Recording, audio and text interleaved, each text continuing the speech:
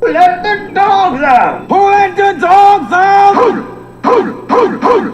let the dogs out? Who let the dogs out? Who let the dogs out? When the party was Alrighty, all you Red Dogs fans, this is Rick Franceschino, voice of the Red Dogs, along here with Roy, third base coach and sometimes player. We'd like to thank all of our veterans and all of our servicemen out there for making this Memorial Day weekend possible. Without you guys, we would not have the freedom to play softball every Sunday. So we would like to dedicate this to you guys out there. I wore my camo hat just in honor of you guys. Now, Roy, I know you say you want to honor somebody else as well. I do. I just want to say a shout out to a group of our fans who've been there since day one through a lot of the bad games we've played. Through a lot of the tears and sweat we poured out on the field, and they've supported us so much through the years, and we're the reason why we go out and play. And so from the bottom of my heart and Red Dog Nation, the Red Dog organization, we just want to thank you from the bottom of our hearts. We love you. A shout out to the Pick'em family, Papa Pick'em, Mama Pick'em, and Sis Pick'em, and older brother Pick'em. Thank you.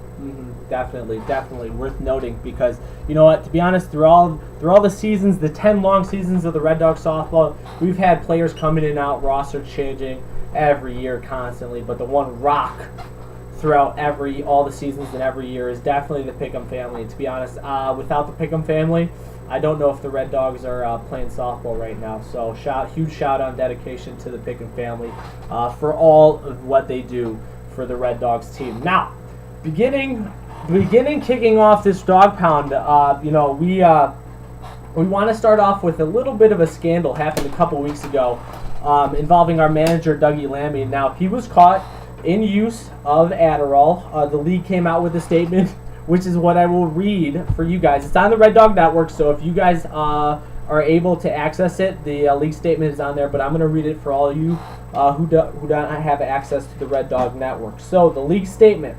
Although Doug Lammy's admitted to use of Adderall, which is clearly banned according to the league's substance abuse policy, the league feels that Doug Lammy did not gain an unfair advantage from using the drug, nor were his intentions malicious. Due to this nature, we will not suspend Dougie Lammy. However, he will be on probation for the next 3 games. If Lammy is found violating the substance abuse policy again, a suspension will be handed. Now, as a player and voice of the Red Dogs, I have to say that I feel that we dodged a bullet with that one. If Dougie Lammy gets any type of long-term suspension, especially early on in the year, I definitely think that could cause some issues for the Red Dogs later on. So 3-game probation, I will take it in a heartbeat. Really caught a break there. Roy, what do you think? I'm shocked. Shocked to the core. I thought Dougie was a trustworthy guy. He was a man of high character. So this just really caught me off guard. Me and Dougie were pretty close. So, we had a conversation off air. I'm not going to talk about it on air really.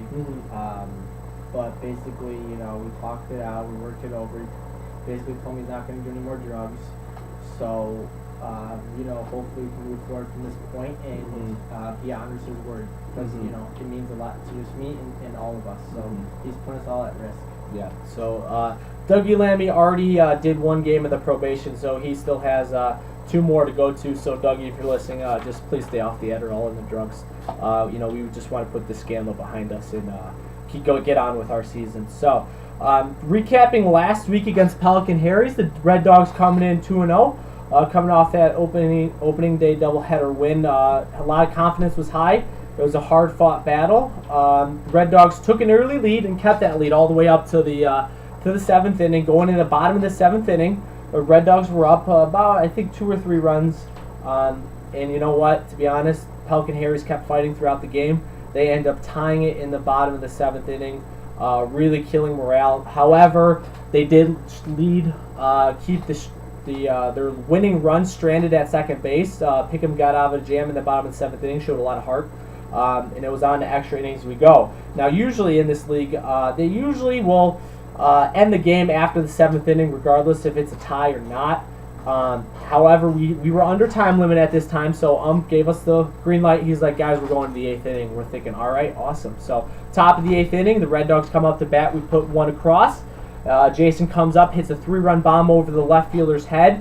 Red Dogs go up 4 runs going into the bottom of the 8th inning. Offense really showed a lot of guts in that top half of the 8th inning. So bottom of the 8th we go.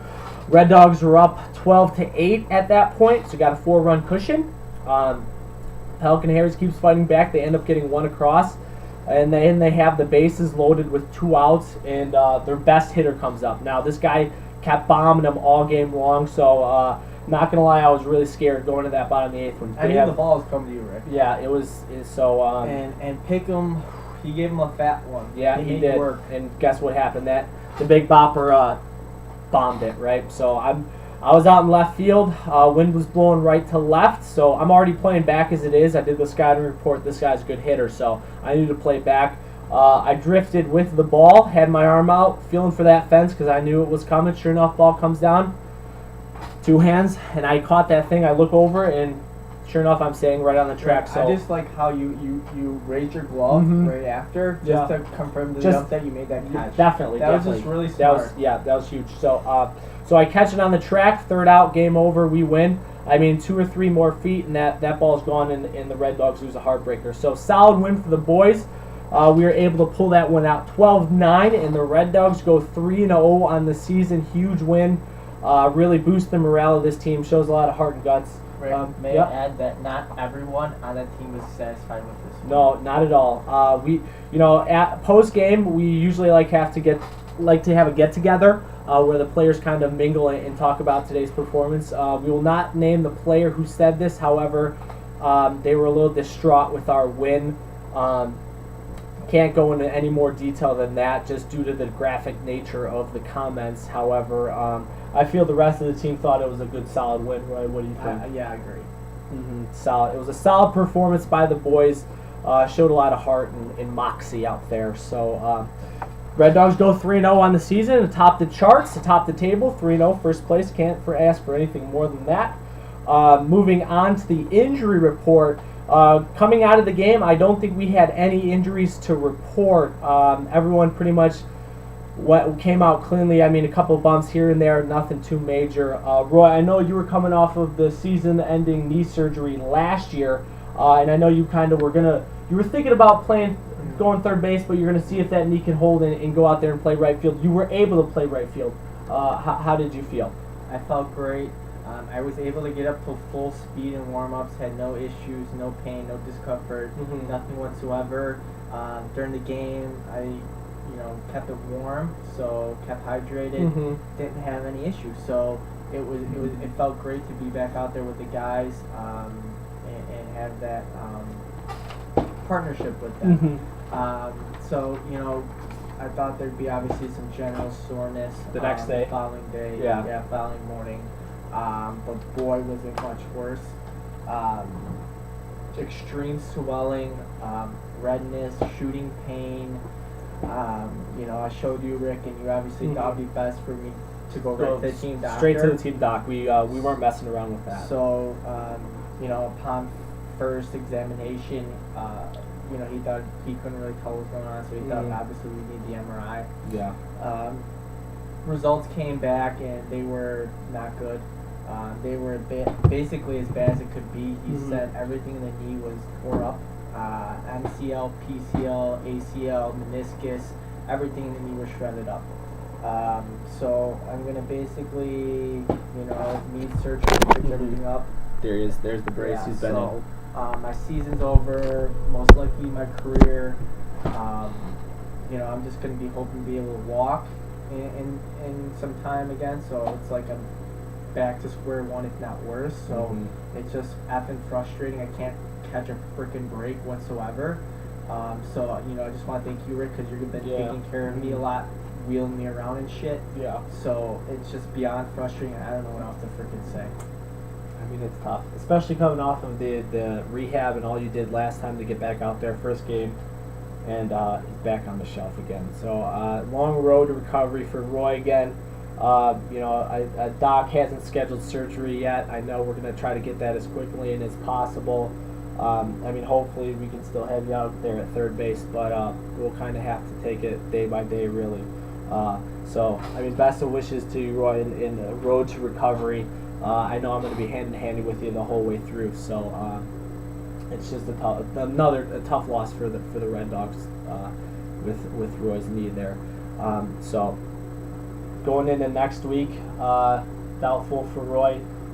As far as everyone else, I think everyone else is good to go. But getting into our next topic is next week against Man Bear Puigs. Not much is known about Man Bear Puigs.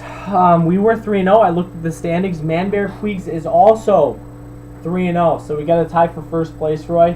What do you think about next week? I really don't care at this point. It's just all about rehab with me. So I'm not going to be there. I'll probably try to put it on the TV or something or on the radio.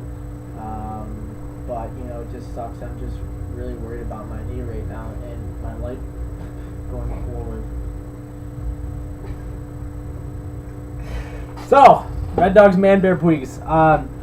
Both 3-0. Looked at the numbers. Red Dogs are 50 runs scored on the season. Man Bear Puigs have 43. Red Dogs giving up 20. And then Man Bear Puigs have given up 26. So looking at those numbers, I'd say you have to give the edge to the Red Dogs. But we'll kind of have to see it. It'll be a fight for first place. So next Sunday, May 31st, 6:30 C5, we expect the stands to be filled.